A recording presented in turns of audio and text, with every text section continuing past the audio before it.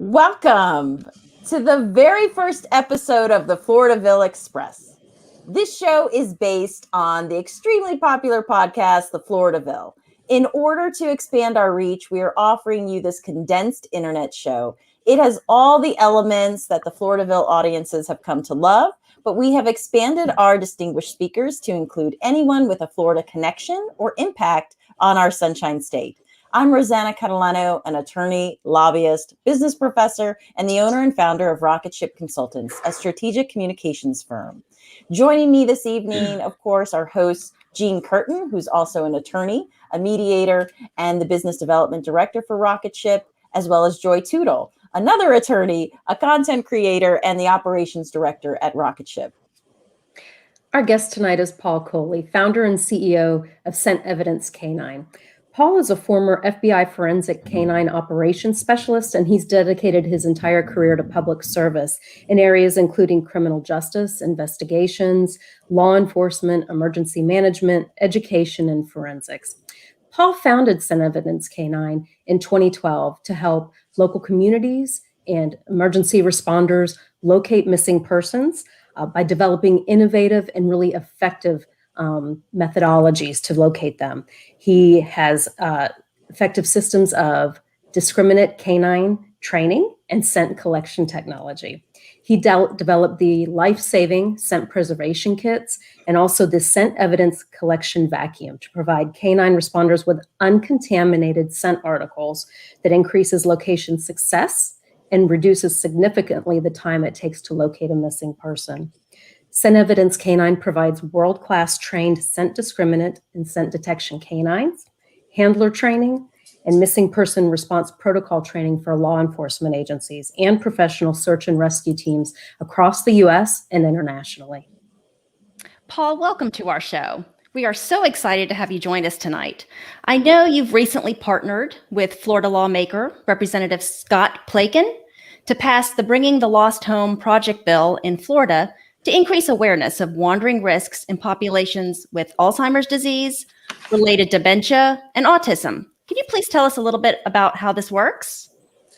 Sure. We partnered with Representative Plakin about 2 years ago. His wife was diagnosed with Alzheimer's.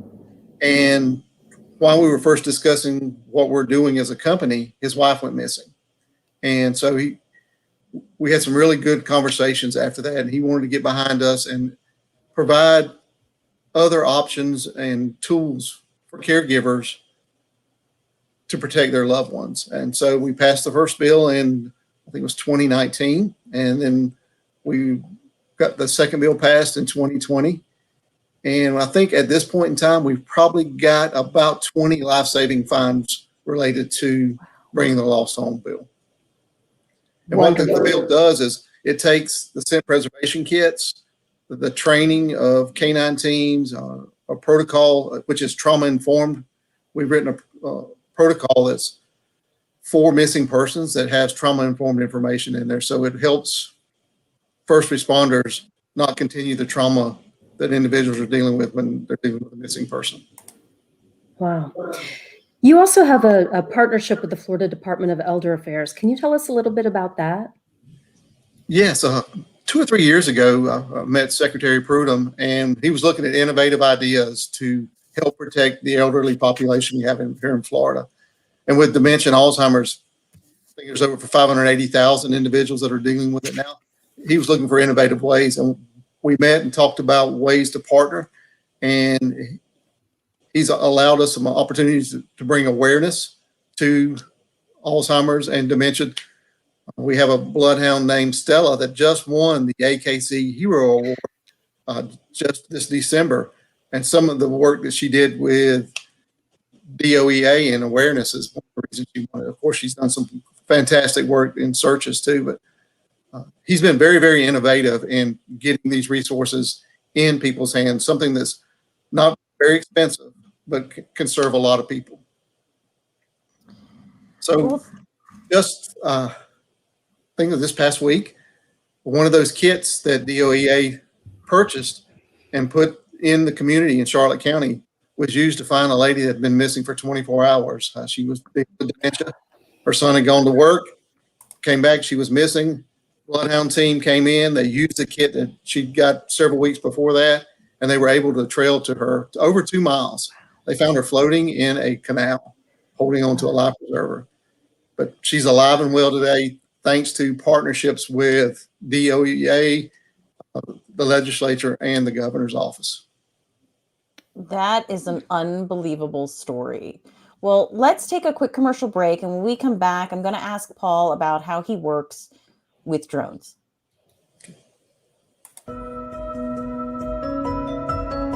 At Rocket Ship Consultants, our mission is to take your organization to the next level.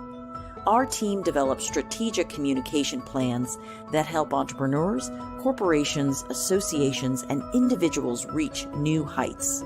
Our consulting team is made up of attorneys with additional experience in journalism, public relations, politics, broadcasting, and advocacy. Let us help you take that dream you have for a podcast or video show and make it into a reality.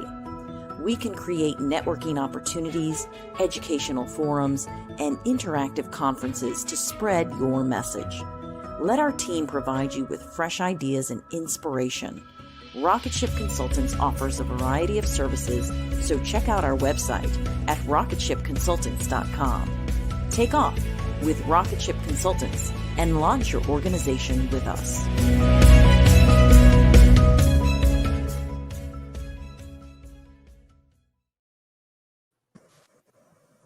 Welcome back. We're speaking with Paul Coley with Scent Evidence Canine. Well, Paul, we actually have some comments that have come in from viewers, and I've got one question here from a viewer that says, what is the current status of canines assisting with the detection of COVID-19 in people? And I'm wondering if you happen to know the answer to that. There are several groups right now that are training dogs to alert on COVID. I haven't personally been involved in that yet, but we've done a lot of study and research. They're using dogs to find cancer in individuals with high success rates. And some of the information that I've read about this is that the success rate with these dogs are extremely high. Are you using the same breed of dogs? Is it always bloodhounds like we see, in the movies, or are there various breeds that are good for this type of work? The bloodhounds are the Cadillacs of this work. They've been bred since 646 AD to do this. They were bred by a monastery in Belgium by St. Hubert. It was at St. Hubert's Abbey. So they've been bred for years and years and years to do this. But other dogs can do it as well with the right training and experience. Okay. Well, but the bloodhounds are the best. Okay. Well, I was curious about, I know that you're integrating drone technology into the canine trailing process, and I'm hoping you can tell us a bit more about that. Sure. While I was attending FSU getting my master's certificate, I ran across Professor David Merrick, who had just started the program up at FSU. They're world-renowned right now with what they're doing with their drones. So we started talking about operational activities, and the drones and their capabilities are really, really important for us. They provide overwatch for the handlers, keep us and the dogs safe. And some of the innovative things we're doing, we found we have information that individuals that are dealing with dementia or children on the spectrum tend to go to water. So if we get a call that there's a missing person, the drone team will start looking at maps. And as we get on scene, they will go ahead and put birds up or drones up to look down in the water to see if that person's there. Because time is the one thing that you don't have enough of when you're doing a missing persons case. So every chance we can get to cut a few seconds off of that and use innovation, we do. Great. What are the biggest challenges that agencies and local communities face when a person goes missing? Obviously, time is part of that, but there's some other specific challenges that are pretty across the board. There some areas don't have the resources. They don't have the scent discriminate dogs or the training.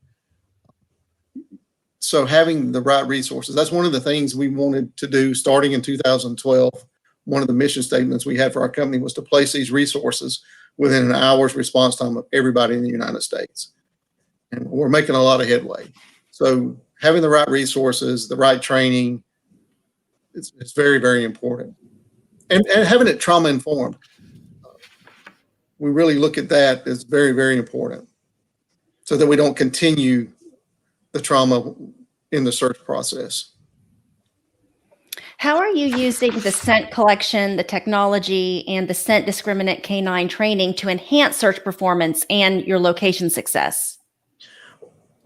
Just today, we got a phone call from Bay County Sheriff. They were using our techniques and training, the scent collection process, in a murder case, and they were very, very successful. So this is good for missing persons cases, but it also is good to help keeping our communities safe as well. Last week, I think we gave 2 awards to Lee County Sheriff's Office. 1st of November, they found 4 different individuals with dementia and autism. So the success rates we're seeing are through the roof. We collect data as well. We think data is very, very important to the process. There's not a lot of that collected. And we've got about 150 data points right now, and we're seeing in the 90 percentile success rates with our dogs teams. Wow. And this is all over the U.S. So I was wondering how these innovative processes and helping with the increase in recovering people with dementia and autism who might be at a higher risk for wandering. Could you repeat that for me? Sure. No, I was wondering how these innovative response processes are increasing the recovery of people with dementia and autism who might be at a higher risk of wandering. When we started our company, we looked at the entire process, not just the dogs, but we looked at the missing persons process and the application of different tools. Of course, we use a lot of dogs with ours. So one of the things, we did a root cause analysis. The consent article was an issue for us. We saw a much lower success rate. So we call it the pig pen theory. In your home, odor transfers back and forth, just like when Pigpen walks through a house. That's how we look. So having that pure scent for a dog increases the effectiveness and efficiency of that responding canine team. So we're seeing numerous successes.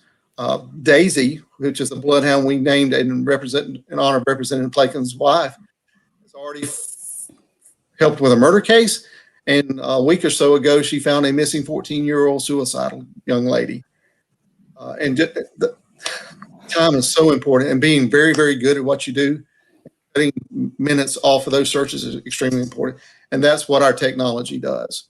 It makes it much more effective and much more efficient. How have you had to pivot in response to COVID-19?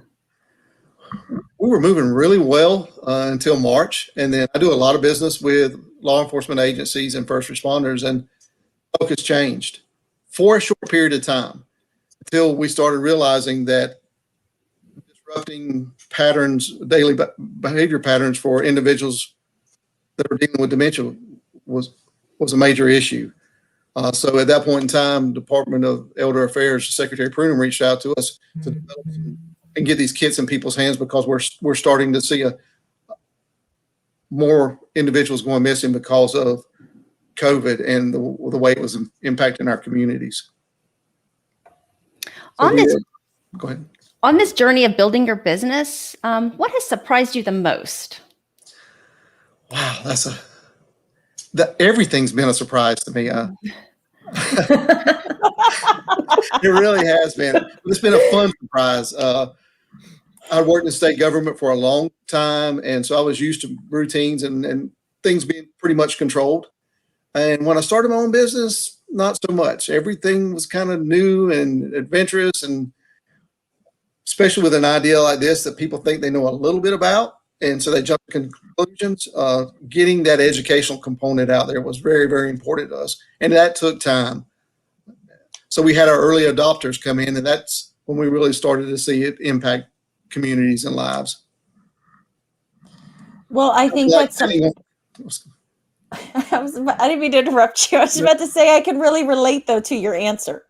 I think we all can here tonight. But it's so rewarding. The last 2 weekends that I'm sitting on the couch watching TV at 10 o'clock, and I get a phone call or a text message from an officer. The phone call, he was still breathing heavily, and he said, "You're not going to believe what I just did. I had a 12-year-old girl missing for 4 hours. I used your techniques, and 3 miles later, I find this young girl hiding, and I just put her back in her mom and dad's hands. Oh. Nothing, I mean, no amount of money can match that.